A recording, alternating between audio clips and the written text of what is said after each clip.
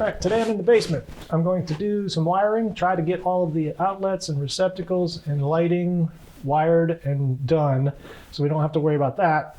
Once we get drywall done upstairs, then I can start wiring all of that. Our goal is to get everything wired up and connected, all the fixtures, so we can get power turned on as quickly as possible, get the air conditioning turned up, get everything, make sure everything works. But again, we are not drywalling the exterior walls of the basement quite yet. We'll probably wait another year to do that when we actually finish the entire basement. I'm waiting to do that because we want to be 100% sure that we have no moisture problems along the exterior in the basement before we put drywall up. So I'm going to wire up all of the outlets, all of the switches, and all the lighting. What we're doing for the lighting, we have wired up 4 round boxes in the ceilings of this basement, one in like each quadrant.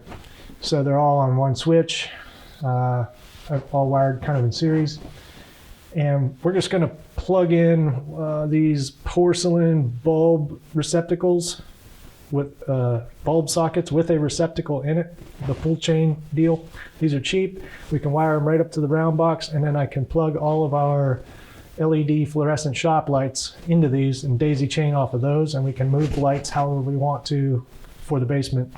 And then when we're ready to do the finished basement, we can pop these out and do whatever we want to do. So what I'm doing is pigtailing, making up pigtails for these so we don't direct wire to each round box. We'll pigtail off of them. That way if any of these fail, your whole circuit doesn't fail. Ground, green, white, silver, screw, black, brass screw, wire nut that into the box, screw it down, good to go. 2 mounting screws for the fixture, put them in the outside screw holes, just get them started.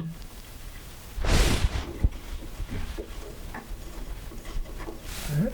Now I got my feed wire coming in and my leg going out. I put wire nuts on these when I put the boxes in, so you don't have to be digging around for wire nuts when you go to hook these up. Stripping off about a ½ inch of insulation. Here's my ground wire. I like to pre-twist everything. Take the wire nut, put it on, crank it down. Like that. And put the holes, twist, good, let her tighten it up. Don't crank down on these porcelain fixtures too tightly or you break it. There you go. Cool. And that's it.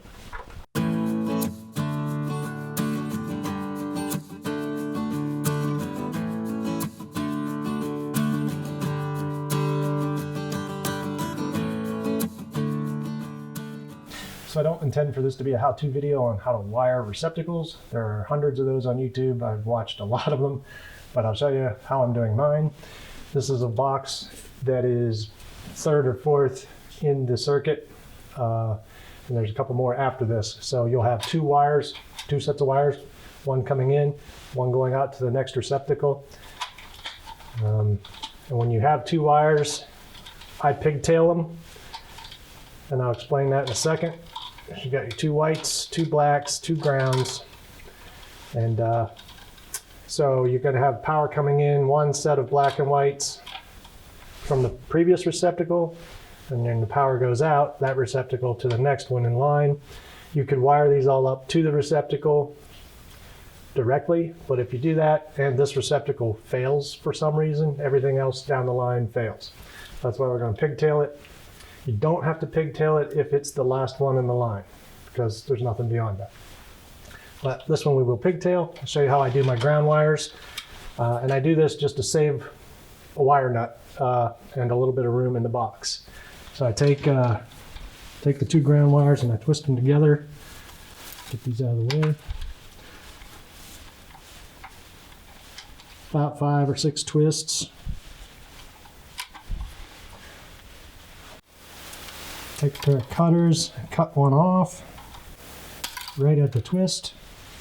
And then I take a small copper crimp sleeve, put that on there, right onto the twist. And I crimp it twice usually, 2 different spots. And now you have a single ground wire, but they're connected here. This is quite a bit of wire that I don't necessarily need, so I'm going to trim it off a little bit. Trim it to about, I don't know, here. Trim them all the same length. Makes it a lot easier to wire everything together. Next, I'm just going to strip about 3/4 of an inch off the end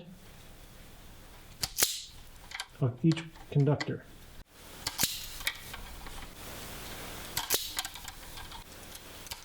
I really like these. They're handy, like dog toenail clippers. And the last thing I do here is make a loop in the ground wire for the terminal on the receptacle. Just makes it a little easier. Now we'll go to the receptacle. I'll show you a little bit about that and how I prepare those with pigtails. All right, I'm using these tamper-resistant receptacles. I guess these are the new thing. TR means tamper-resistant. They just have like a little door inside that protects the hole. So here's a couple things about receptacles, if you don't know. These little slots here are actually wire strippers. This is for 14 gauge and this is for 12 gauge, which is the most common household wire size. So if you don't have strippers, you can use those in a pinch to strip your wires. They also have a strip gauge, tells you how much insulation to take off right there. So that's a little handy. These also have push-in connectors. Now, if you watched our last video where I was wiring up the LED wafer lights to the drivers, those come with push-in connectors that we did use, and we use those because it's such a low current drawing device. I would never use these push-in connectors on a receptacle because you don't know how much current you're going to be drawing. You could be drawing up to 20 amps through a receptacle, and these just historically aren't really as reliable. So I always use the screw terminals when I'm wiring a receptacle. Most of your receptacles are going to come with the terminals with the screw backed out already, just ready to go. Since we pigtail ours, you only need one set of terminals. So I screw one of them in, and this makes sure it is out of the way from touching any other wires when you're done. And the other part of a receptacle is this little tab that provides continuity from one terminal to the other. So if you have a wire coming into here, it's providing power or providing continuity to both of these receptacles. The reason that's there is you can break it off if you wanted to wire this as a switched outlet. So you would have a 3-conductor piece of Romex with a black, a white, and a red, and you'd wire a red. You'd wire a red to one terminal, a black to another, and that would allow you to switch on and off one of these, and the other would stay hot all the time. We're not doing that with really any of our receptacles, so we leave the tab in, and that provides us with a hot outlet all the time. Now, we're going to make pigtails. I always save all my cuttings from when we do the rough-in of the house, so you can make pigtails because you don't want to have to go buy these, which they sell. You could buy them if you needed to. So I'm going to strip wire off both ends. On one end, I'm going to make a loop, and on the other end, we're going to use a wire nut in the box. So the wire nut side, I'm going to do, about 1/2 to 3/4 of an inch.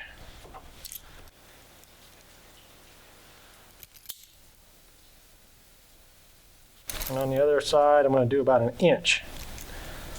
And that gives me enough room to make a loop. All right, now my long side, I'm going to take my needle nose and just bend a little loop there. Kind of like that.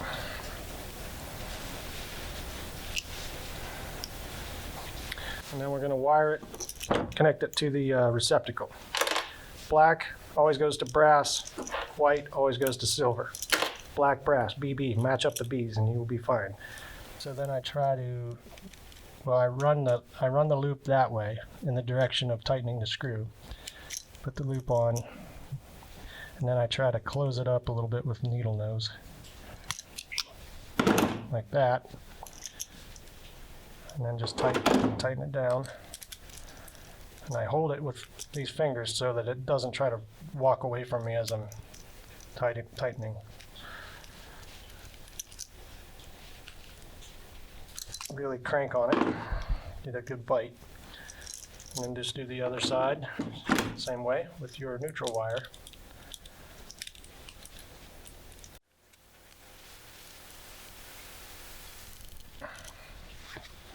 I really tighten it down as hard as I can because you want a good contact. So then your receptacle is pigtailed and ready to connect to the box. All right, we're back here at the box with our pigtailed receptacle. First thing I do is connect the ground wire, just because that's sort of my process, but do it however you want. Connect the ground wire to the green terminal. And then I try to close that loop with the needle nose. Just like that. All right. Next, connect the whites together, all three, with a wire nut. So you line up the ends as best you can there. And then I pre-twist it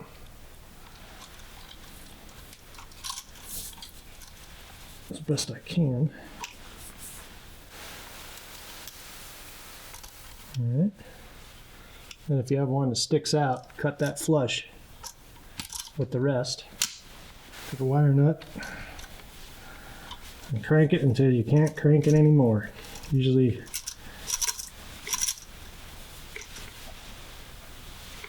10 to 15 twists is what it takes. All right. Same thing with the black. All right. Last thing I do, which is optional, it's not really code, but I do it anyway, just out of habit. And I think it's a good practice. Is I tape all the terminals with a couple wraps of electrical tape, you know, just in case there happens to be, I don't know, a piece of screw or metal or anything in the box, or you don't want anything metal touching your wire or your screws, your terminals.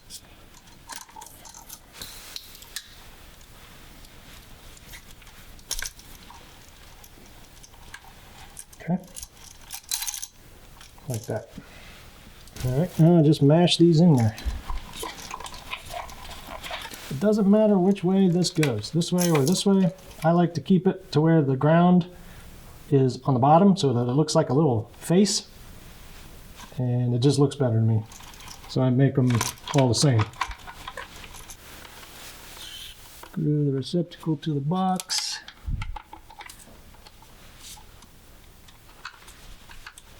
Usually I just get it started with a screwdriver, and then I zap it in there with a drill.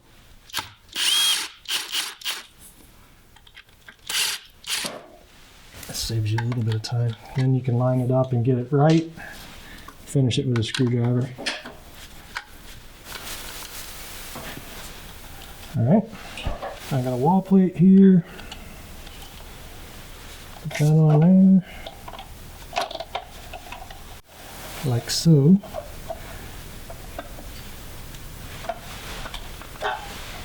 Now we got these stickers that came with the GFI or the GFCI outlet that is the first outlet in this circuit. And it came with these stickers that say this is a GFCI protected outlet. I'm just going to put that on there because it's kind of neat, I guess.